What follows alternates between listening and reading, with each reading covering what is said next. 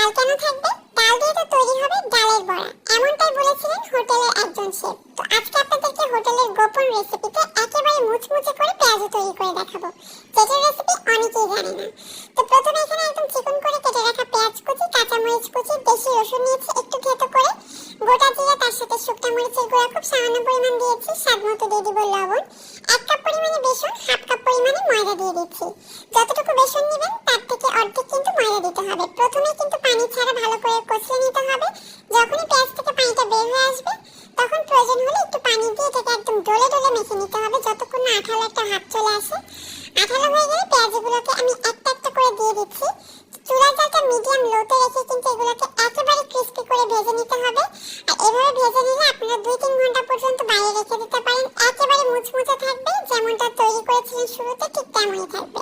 তো দেখতে পাচ্ছেন কতটা ক্রিস্পি হয়েছে।